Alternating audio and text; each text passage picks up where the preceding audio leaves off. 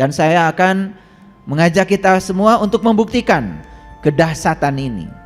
Sedikit saja perubahan di dalam, karena dia itu memang sedang berdoa semoga padinya dimakan tikus dengan kata-kata tadi.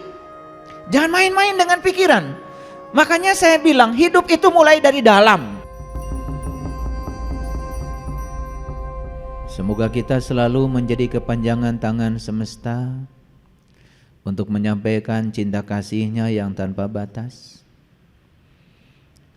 Karena tangan kita adalah tangan Dia. Sebagaimana Allah menyatakan di Quran, yadullah fawqa aydihim. Tangan Allah ada pada mereka. Dan mereka itu adalah makhluk yang bernama manusia. Pohon walaupun tinggal di pinggir sungai, dia tidak punya tangan untuk mengambil air. Tentu saja manusia dengan tangannya dialah yang diharapkan menjadi sumber cinta kasih bagi pohon. Kalau ada pohon yang mati di rumah, jelas bukan salah pohon. Salah manusia tidak menggunakan tangannya. Karena manusia kebanyakan ego, hanya memikirkan dirinya sendiri. Kita lupa bahwa tangan kita adalah tangan Allah. Dan tangan ini dititipkan kepada kita adalah suatu kemewahan, agar kita selalu menjadi kepanjangan tangannya untuk menyampaikan cinta kasih-Nya kepada semua makhluk. Berbahagialah orang-orang yang sudah bisa merasa sebelum terasa, sehingga tangannya selalu saja murah hati. Ketika melihat orang lain susah, tangannya segera bergerak mengambil sesuatu yang bisa meringankan kesusahan orang lain. Tangan kita hari ini bisa masuk ke kantong saku baju kita, itu mewah.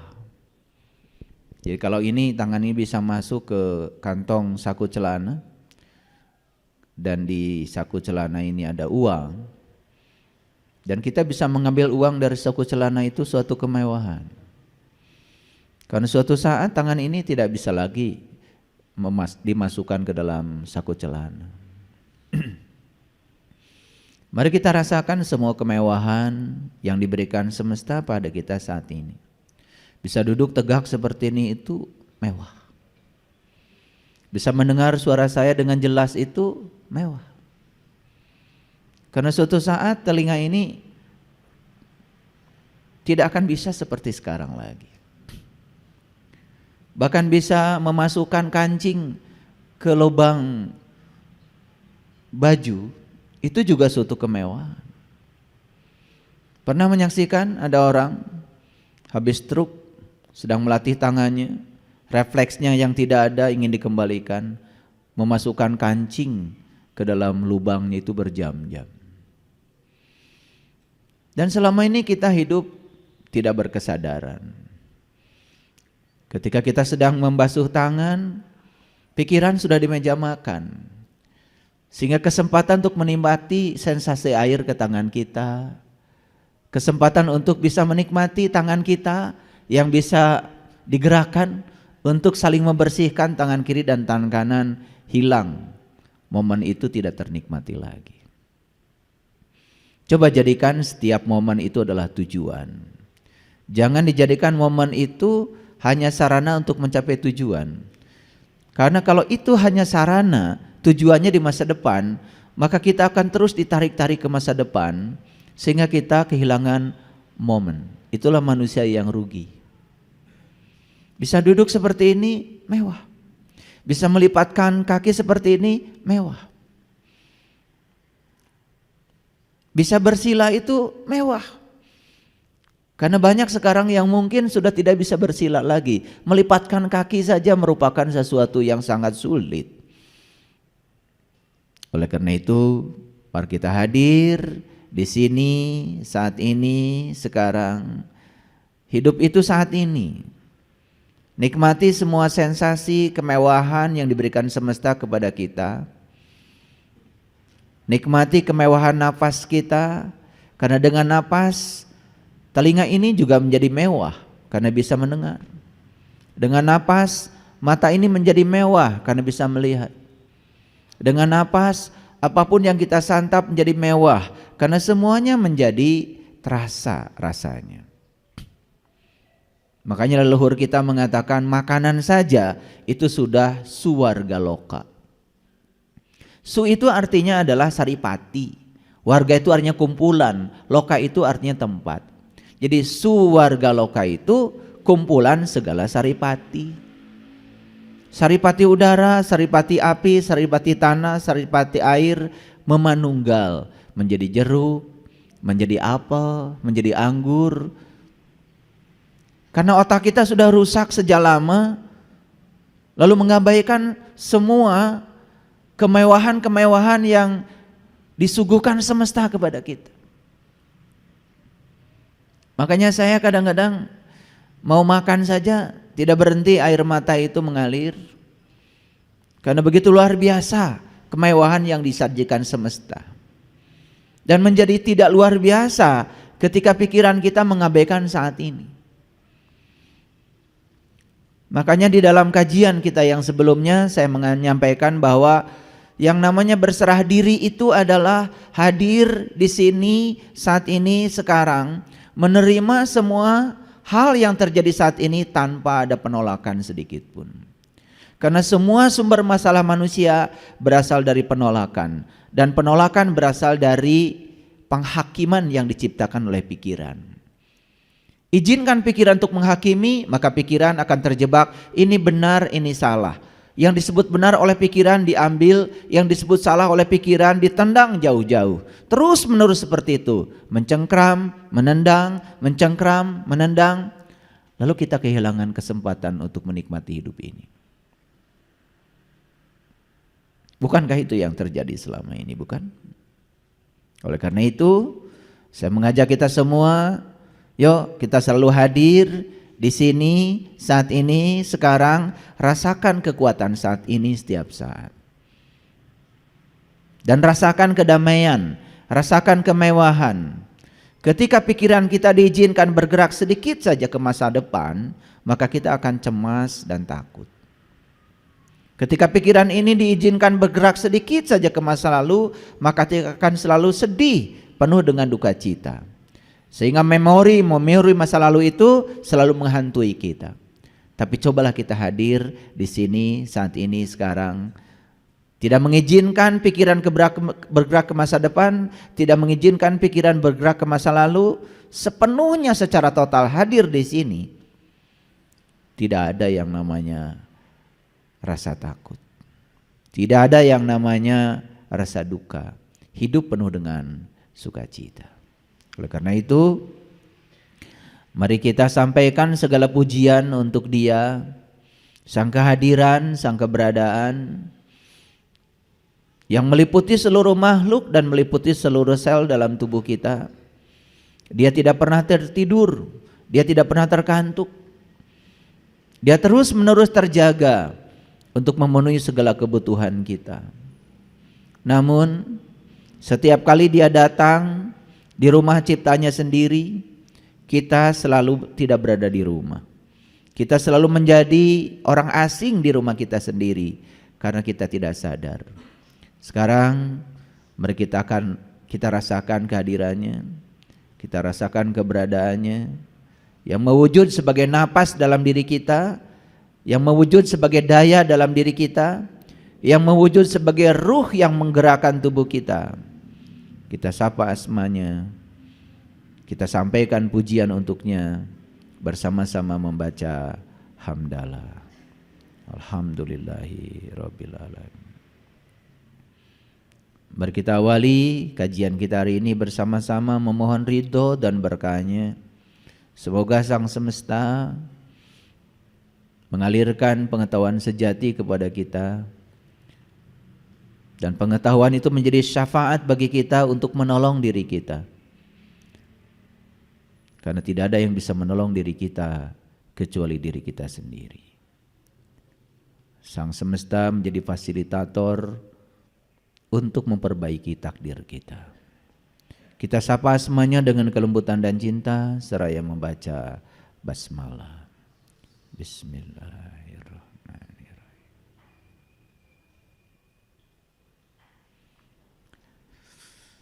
Para hadirin, para sahabatku yang dirahmati Allah, hari ini saya akan membagikan sebuah rahasia. Dan rahasia ini tidak diketahui banyak orang. Semoga rahasia ini akan membuka wawasan kita, kecerdasan kita, terutama meningkatkan kesadaran kita. Setelah saya merenungi tentang hidup, ternyata hidup itu dari dalam ke luar. Kalau dari luar ke dalam itu namanya mati. Jadi hidup itu dari dalam ke luar. Semua yang dari luar ke dalam itu membuat kita menjadi mati dan menderita. Tapi semua yang bergerak dari dalam ke luar membuat kita menjadi hidup. Jadi itu bedanya hidup dan mati. Hidup itu dari dalam ke luar, kalau mati itu dari luar ke dalam. Ada kata-kata bijak, saya tulis besar-besar di sini. Small change can make a big difference. Sebuah perubahan kecil saja dapat membuat sebuah perbedaan yang besar. Perubahan di mana? Bukan perubahan di luar, tapi perubahan di dalam. Sebuah perubahan kecil saja di dalam, kita akan takjub dan kagum karena semua akan menjadikan perbedaan yang sangat besar di luar. Oleh karena itu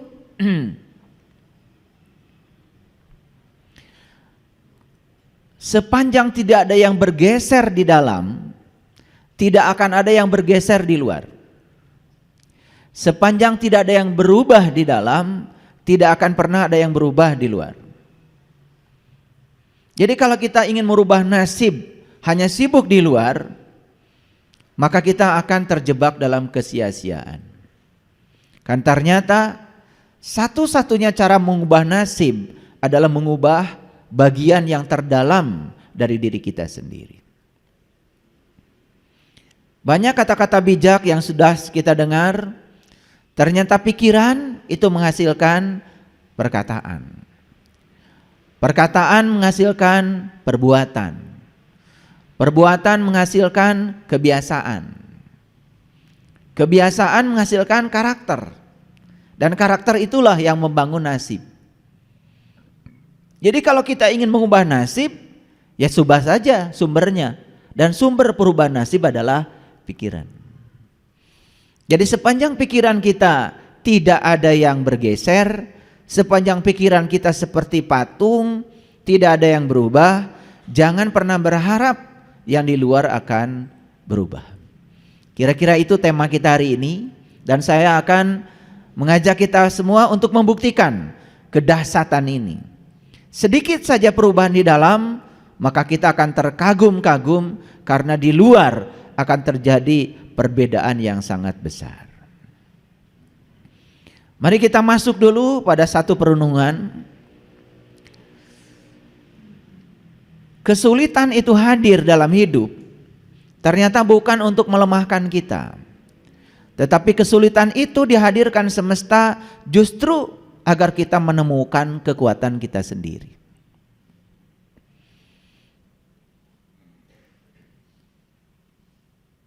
Jadi kekuatan seseorang itu tidak bisa diuji dengan cara biasa. Seberapa kuat seseorang itu ya dihadirkan oleh semesta yang namanya kesulitan. Dan ternyata kesulitan sudah terbukti selalu mengantarkan seseorang untuk menemukan kekuatan dirinya. Oleh karena itu, kalau doa itu jangan sembarang. Kita tuh kalau doa kepada orang itu semoga dilancarkan, dimudahkan. Dan itu sudah menjadi kata-kata umum itu. Kalau minta dilancarkan, dimudahkan, mohon maaf, dalam kelancaran, dalam kemudahan, tidak ada proses belajar. Justru proses belajar itu terjadi ketika segala sesuatu tidak lancar dan tidak mudah. Coba, kalau kita membaca buku 1000 halaman dan semuanya mengerti menurut teori pembelajaran, sebenarnya kita itu belum belajar. Tapi dari 1000 halaman itu ada satu halaman yang sulit dan kita diam dalam kesulitan itu dan kemudian kita terus mencoba mengerahkan semua kekuatan kita untuk memahami kesulitan di halaman itu. Justru di halaman itulah kita terjadinya proses belajar. Jadi kalau kita baca 1000 halaman, kemudian kita mendapati kesulitan di satu halaman dan yang sulit itu dilewat, dan kita hanya membaca 999 halaman, kita nggak belajar. Cobalah naik kelas sedikit kalau mendoakan orang lain, atau mendoakan diri sendiri. Ya Allah, semoga dilancarkan, dimudahkan. Naik kelas sedikit. Ya Allah, kuatkan bahuku. Apapun yang terjadi, yang Engkau pikulkan kepadaku, aku kuat memikulnya. Coba. Naik kelas sedikit memasuki pada zona tantangan. Jangan terus menerus di zona nyaman. Pernah doa begitu?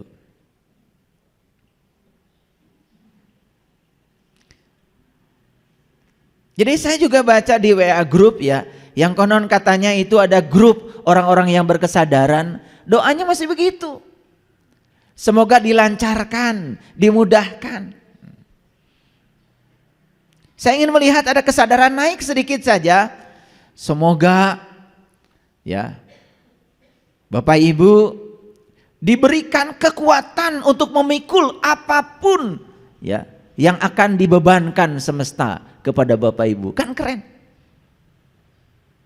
Kalau diminta diringankan, sesuatu yang ringan itu tidak akan membuat badan kita jadi kuat. Coba ngangkat yang ringan akan menambah kekuatan? Tidak. Seseorang itu akan menjadi kuat kalau sering ngangkat yang berat. Betul? Coba. Seorang binaragawan badannya menjadi kuat dan berotot karena sering mengangkat yang berat. Kalau ngangkat yang ringan terus, ya sudah, ototnya seperti itu. Gak kuat-kuat. Makanya kenapa tidak kuat-kuat? Kenapa kita tidak dewasa?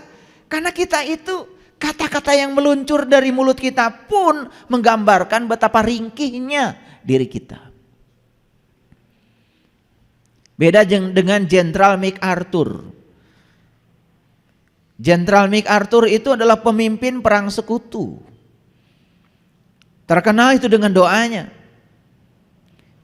Tuhan, jangan berikan kemudahan kepada anak-anakku. Jangan berikan kerancaran kepada anak-anakku. Begitu. Doanya begitu. Hadirkan gelombang yang keras pada anak-anakku. Hadirkan kesulitan yang dahsyat pada anak-anakku. Gitu. Namun satu Tuhan, permohonanku. Ketika gelombang datang itu kepada anak-anakku, berilah kemampuan dia untuk menyelamatkan diri dari gelombang itu. Dan berikanlah kemampuan agar dia pun tidak egois dan menyelamatkan orang-orang yang hampir tenggelam bersama dengan dia. Berani doa seperti itu.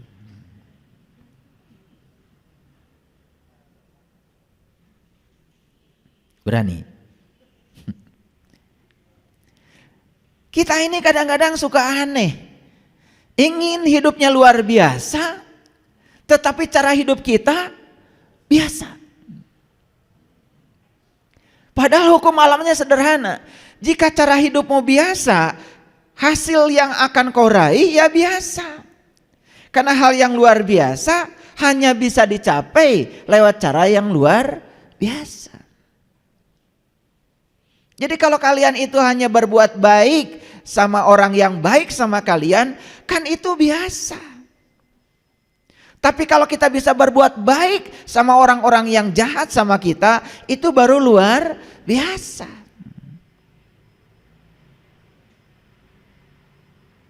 Mau saya ajak hari ini menuju etape baru, kehidupan yang luar biasa, mau? Ya caranya luar biasa. Jadi kita ini kadang-kadang ya menginginkan sesuatu tetapi tidak mengerti mekanisme semesta untuk mewujudkannya. Kalau tidak mau bisnis berisiko besar, ya sudah. Beli terigu 1 ons, beli minyak 1 ons, beli engkol 1 ons, campurlah semuanya, jadilah bakwan. Dan kemudian taruhlah yang 1 on itu di atas meja di pinggir jalan. Setidak-tidaknya kalau itu tidak laku kan menjadi santapan untuk diri sendiri. Bisa dihitung hasilnya berapa? Seseorang yang tidak mau mengambil risiko, ya memang hidupnya tenang, tetapi tidak pernah mengalami kemajuan. Karena risiko yang paling besar dari seseorang adalah tidak mau mengambil risiko. Lihat orang-orang yang tidak mau mengambil risiko, hidupnya di zona nyaman. Ya begitu-begitu saja. Maaf ya. Penghasilannya gitu-gitu saja, biasa-biasa saja. Tidak ada yang luar biasa. Jangan berharap ada kejutan, jangan berharap.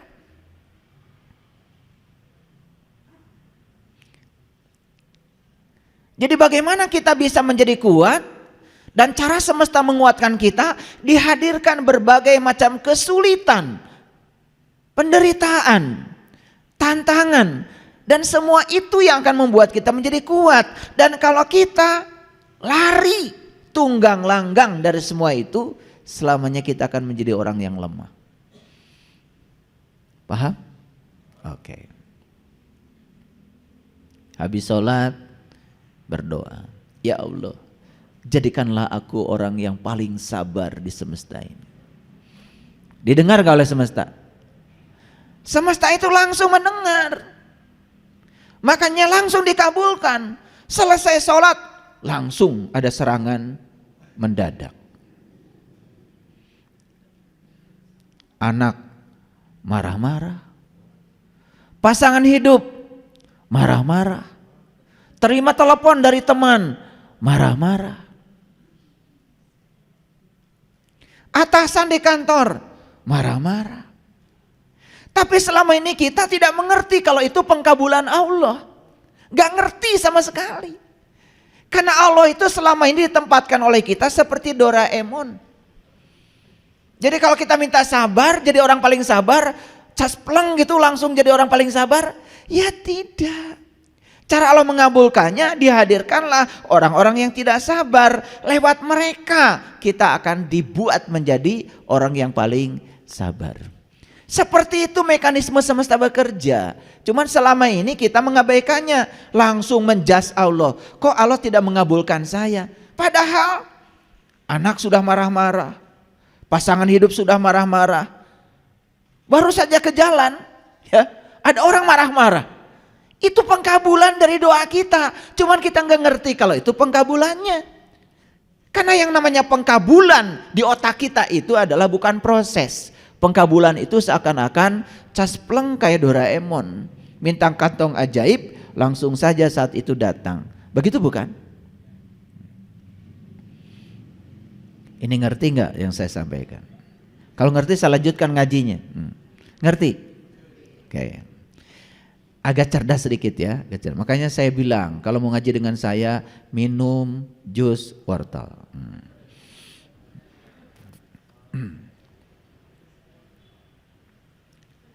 Tidak masalah seberapa lambat kita berjalan. Tidak masalah seberapa lambat kita berubah.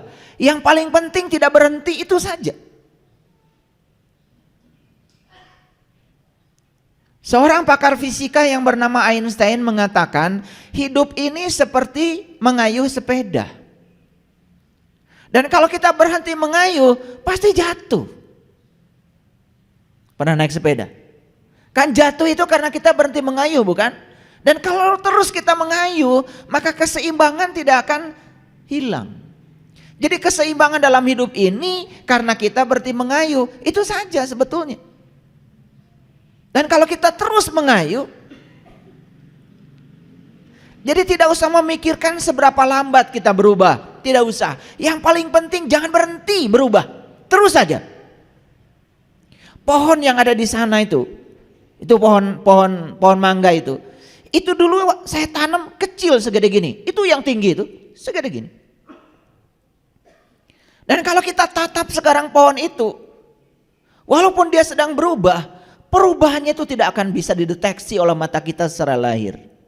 Tapi perubahan itu baru nyata setelah 2 tahun, 3 tahun, seperti itu alam semesta mengajarkan perubahan. Tidak tergesa-gesa, tidak terburu-buru, tapi sampai. Yang paling penting itu sekarang jangan berhenti untuk terus berubah. Walaupun kecil-kecil tapi terus berubah. Jangan berhenti belajar. Karena orang yang berhenti belajar langsung jatuh menjadi orang bodoh. Tetapi ketika dia terus belajar, walaupun sedikit-sedikit, status dia tetap jadi orang pintar. Karena orang pintar itu bukan orang yang mengoleksi sejumlah pengetahuan, tapi yang tidak pernah berhenti belajar. Makanya, jangan pernah mengatakan saya sudah tahu. Siapapun orang yang mengatakan saya sudah tahu, dia akan tertutup dari pengetahuan baru. Betul? Apa sesungguhnya harus kita ubah pertama kali? Nih, kualitas pikiran. Karena kualitas pikiran itulah penentu kualitas hidup kita. Semua yang pikirannya tidak berkualitas, hidupnya tidak akan berkualitas. Dan semua orang-orang yang kualitas hidupnya bagus, itu karena kualitas pikirannya sudah bagus. Makanya pikiranmu adalah takdirmu.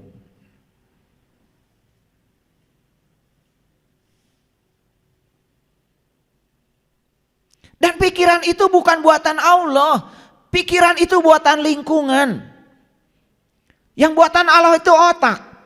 Otaknya buatan Allah. Tapi yang diinstalkan ke dalam otak itu tergantung di mana kita hidup. Saya mewawancarai mahasiswa yang mengambil mata kuliah kewirausahaan dengan saya. Secara pribadi saya tanya, pernah dengar gak kamu kata-kata dari orang tuamu? Nah, cari uang itu susah. Nah, hidup itu penuh dengan perjuangan. Itu terdengar berulang-ulang, mau makan, kata-kata itu datang. Ketika minta uang jajan, langsung dapat khutbah. Khutbahnya, nah, cari uang itu susah. Hidup ini penuh perjuangan. Terus dikatakan begitu, terus berulang-ulang. Apa yang terjadi? Kata-kata yang diulang-ulang itu akhirnya masuk di subconscious mind, long term memory anak kita. Terbentuklah dalam otak mereka itu sebuah paradigma buat cari uang itu susah dan hidup penuh perjuangan. Makanya anaknya ketika sudah dewasa cari uangnya susah dan hidupnya penuh dengan perjuangan. Itu doanya orang tua yang tidak disadari. Dia doakan setiap sholat, semoga anak saya jadi anak yang soleh, berguna bagi nusa dan bangsa. Doa itu dilantunkan 5 kali setiap sholat. Tetapi mengatakan hidup susah dan penuh perjuangan puluhan kali. Mana yang akan jadi? Yang puluhan kali. Ada proses repetisi di situ. Tapi orang tua menganggap itu bukan doa. Dan itu yang akan terjadi. Apa yang terjadi? Untuk membongkar kata-kata di dalam alam bawah sadar itu mahal. Perlu bantuan psikolog.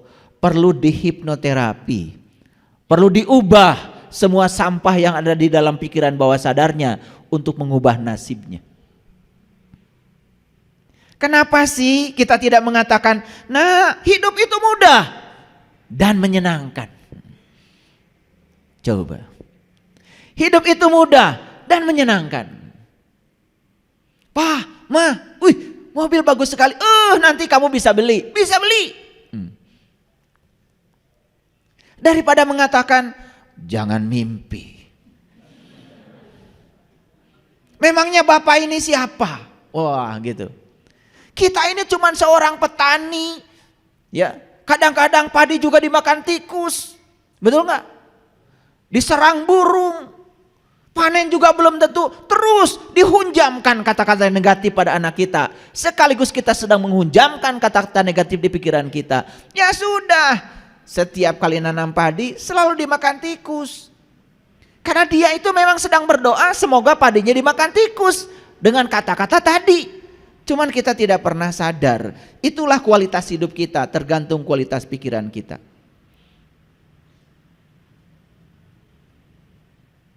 Saya waktu kecil, kerjaan saya tukang kayu bakar, ngambil kayu bakar. Jadi kalau hari Sabtu, itu hari Minggu, itu kerjaan kami itu ngambil kayu bakar. Jadi semua cucu-cucu itu dikumpulkan itu di rumah nenek, dikasih sarapan singkong sama gula merah, gula aren. Itu supaya kuat naik gunung. Gitu. Naik itu. Nenek kami yang memimpin itu. Luar biasa. Saya nakal. Karena kalau nenek sedang ngambil kayu bakar itu ya saya tidur-tiduran aja di hutan itu. Lihat langit. Yang lain itu sibuk ngikutin nenek. Kalau saya enggak nakal. Kalau sudah satu ikat disiapkan ya baru sama saya diangkat. Nakal saya itu.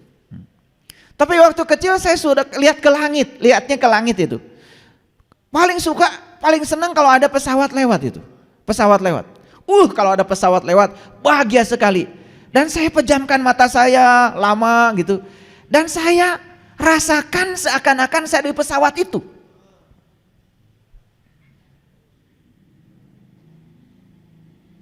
Maaf ya. Itu yang membedakan nasib saya dengan kakak adik saya. Jadi saya tidak melihat bapak saya sebagai buruh di perkebunan, saya tidak melihat bapak saya kesusahan, tidak. Saya tidak melihat itu. Saya percaya kalau Allah itu akan ngasih rezeki yang sama buat semua orang. Saya percaya kalau Allah itu akan menyediakan kebahagiaan yang sama buat semua orang. Jadi saya bayangkan sejak dari kecil, saya ini sudah naik pesawat kemanapun saya mau. Dan begitu saya sudah waktunya, saya naik pesawat kemanapun saya mau.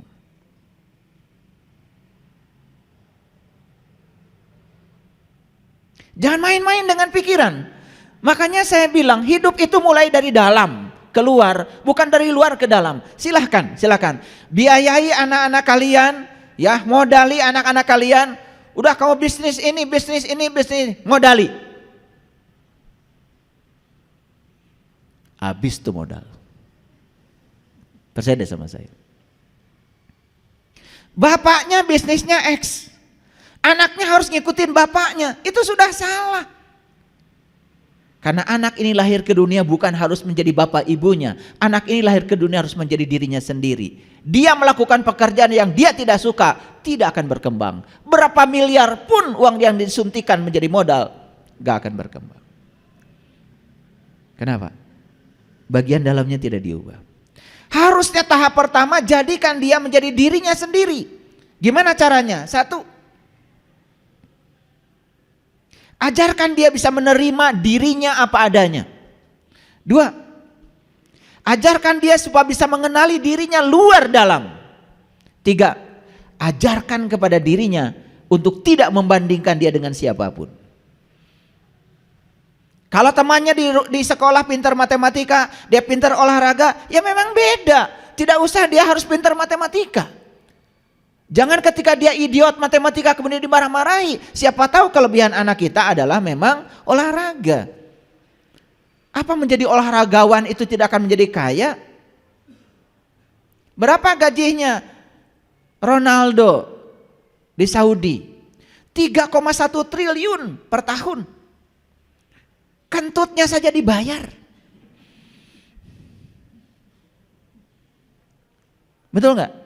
Dan belum tentu Ronaldo disuruh mengerjakan soal fisika, matematika bisa. Belum tentu. Karena setiap manusia itu jenius sebetulnya di bidangnya masing-masing. Cuman kita ingin semua orang seperti yang kita mau. Itulah orang tua kadang-kadang. Intervensi pada anak. Intervensi yang pertama pendidikan, intervensi yang kedua pekerjaan, intervensi yang ketiga adalah jodoh. Tuh. Rumah saya,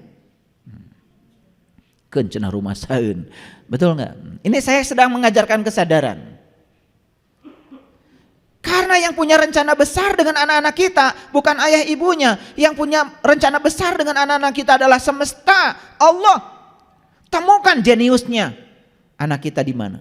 Kita ini hanya fasilitator. Dan yang keempat, izinkan anak kita menemukan bakat yang luar biasa dalam dirinya. Dan yang kelima yang luar biasa adalah setelah dia menemukan bakat dalam dirinya, kembangkan bakat itu sehingga menjadi berkah dalam hidupnya. Setelah itu ajarkan kepada mereka, nah berkah itu bukan untuk kamu, tapi berkah yang dititipkan Allah kepada kamu agar kamu menjadi manusia yang bisa menjadi kepanjangan tangan Allah, menyampaikan cinta kasih Allah pada semesta, baru jadi manusia yang berguna. Bapak saya itu orang Cirebon. Kalau bicara sama saya sederhana aja. Menggunakan kata-kata Sunan Gunung Jati. Ingsun titip tajuk lan fakir miskin. Itu aja. Pepatah Sunan Gunung Jati itu cuma dua kok. Ingsun titip tajuk lan fakir miskin. Tajuk, musola, tempat sholat. Secara lahir yang namanya tajuk itu masjid. Secara batin yang namanya tajuk itu adalah kolbu, baitullah. Jaga aja kata bapak saya dua. Dimanapun kamu tinggal, jangan lupa bikin tajuk kecil-kecilan, bikin musola kecil-kecilan, kalau ada rezeki bikin masjid yang besar. Tapi jangan lupakan baitullah hakikat yang ada dalam dirimu. Dan siapapun yang sudah menemukan tajuknya dalam dirinya, saya yakin orang yang sudah di level itu bersama dengan Allah yang Maha Pengasih, Allah yang Maha Penyayang, pasti welas asih hidupnya. Pasti welasan dan asihan. Berikutnya apa? Fakir miskin. Dan itulah sebetulnya sumbernya kebahagiaan.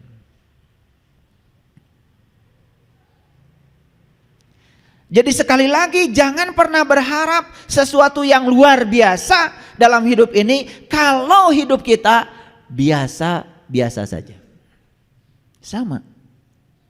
Kita sholat biasa-biasa saja. Orang lain wudhu, ikut wudhu. Orang lain sholat, ikut sholat. Orang lain takbir, ikut takbir. Ya sudah, ngikut seperti kebanyakan orang. Ya hasilnya pun seperti kebanyakan orang.